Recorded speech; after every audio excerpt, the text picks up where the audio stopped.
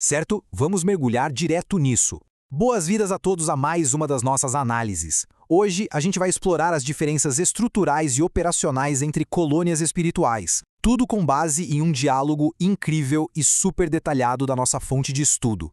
O que torna essa nossa imersão de hoje tão fascinante é como ela quebra totalmente aquela ideia de que todos os planos espirituais são iguais. A verdade é que existe uma complexidade gigantesca na organização desses lugares, e tudo depende do propósito de cada um deles. Para a gente começar a entender o cenário, dá uma olhada nessa citação de abertura. Quem observa um ambiente espiritual pela primeira vez percebe logo de cara que tem algo diferente ali. A fonte aponta que a paisagem social até lembra bastante a da Terra, mas com uma diferença brutal. Não existe nenhuma falsa aparência. É um reino marcado literalmente pela alegria pura, pela simplicidade fiel e por uma sinceridade sem nenhuma mácula. Aquelas pretensões falsas e máscaras sociais que a gente conhece tão bem no nosso dia a dia, simplesmente não tem espaço lá.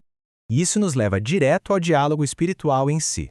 Toda essa riqueza de detalhes que estamos vendo surge de uma conversa super animada com dois espíritos. Mas o foco aqui é a Cecília, descrita como uma entidade jovem, com um desenvolvimento mental e uma capacidade de expressão impressionantes.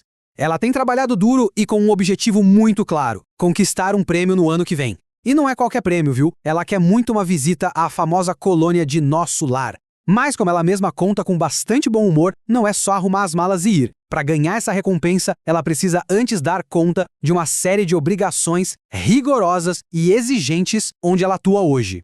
O que nos leva a essa comparação estrutural super interessante, Nosso Lar versus Campo da Paz.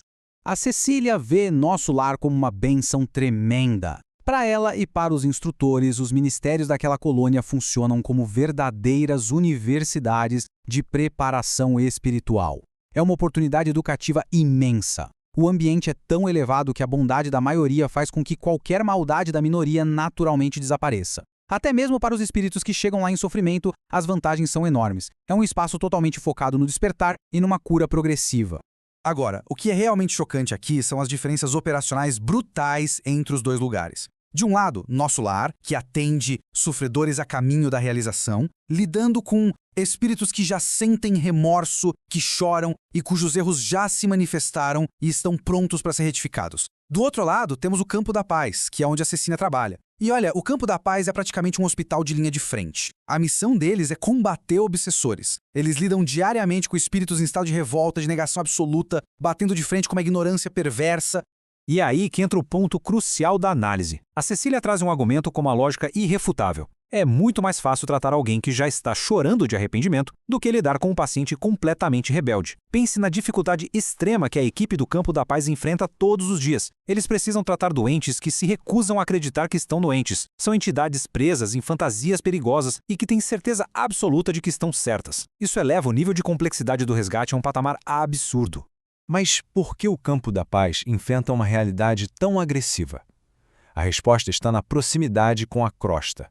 Dá uma lida no que diz essa citação. Geograficamente falando, claro que em termos espirituais, o Campo da Paz fica a uma curtíssima distância dos homens na carne. E é exatamente essa proximidade física e vibratória com a Terra que cria esse ambiente tão desafiador. A influência da humanidade encarnada é pesada, vigorosa e, segundo o texto, totalmente inevitável. A energia caótica da Terra praticamente transborda para dentro dos portões de onde esses voluntários estão operando. E, para deixar isso bem claro, a fonte nos traz exemplos perfeitos da hipocrisia terrena que acaba caindo na jurisdição deles.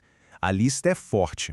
Materialistas que se disfarçam de filósofos, verdadeiros demônios escondidos sob capas de santos e muita, mas muita má-fé mascarada de generosidade. É exatamente esse tipo de energia enganosa e hipócrita que chega lá diariamente. A equipe espiritual precisa ter um olhar muito, mas muito afiado para conseguir lidar com essa enxurrada de ilusões. Para manter uma estrutura dessas funcionando, a gente entra num campo de extremo sacrifício e dever. Olhando para a macro-organização da coisa, esse número de 200 anos impressiona bastante. Foi há mais de 2 séculos que um grupo de benfeitores, movidos por gratidão a Jesus, fundou esse núcleo espiritual específico. É um nível de dedicação a longo prazo simplesmente incrível para conseguir manter um espaço com demandas tão pesadas. Então, vamos quebrar essa definição para entender melhor o mandato deles. O Campo da Paz funciona como um instituto de socorro imediato, estrategicamente localizado nas regiões inferiores. A missão agir como um centro de triagem de emergência para resgatar quem foi pego de surpresa pela morte física e acabou chegando do outro lado num estado de profunda ignorância ou carregando culpas extremamente dolorosas. É um trabalho de tensão máxima o tempo todo. E como o trabalho lá é exaustivo e os avanços são super lentos, a gente se depara com o sacrifício final. Nem todo mundo topa esse serviço. Muita gente precisa descansar depois da vida na Terra. Mas existem grupos super unidos de espíritos evoluídos que tomam uma decisão linda. Eles pausam voluntariamente o próprio progresso, adiando suas realizações sublimes. Eles fazem isso só para continuar servindo ao lado de velhos companheiros, movidos por um amor e uma solidariedade que são inabaláveis. E é fascinante ver como toda essa mecânica espiritual gigante se conecta perfeitamente a uma história de família. Acompanhando a linha do tempo, a gente vê como esse compromisso se constrói na prática. O pai da Cecília foi resgatado pelo Campo da Paz há mais de 50 anos. Ele ficou tão grato ao recuperar a saúde que decidiu ficar e ajudar. Um tempo depois, a mãe dela se reuniu a ele nessa missão. E há exatos 20 anos, a Cecília e a Aldonina foram atraídas por esse laço familiar e se juntaram ao grupo.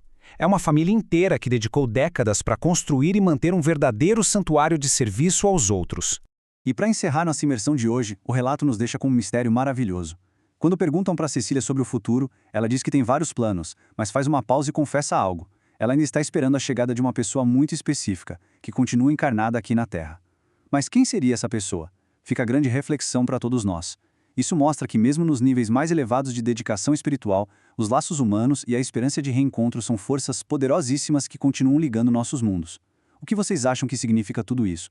Um forte abraço, muito obrigado por acompanharem e até o nosso próximo estudo.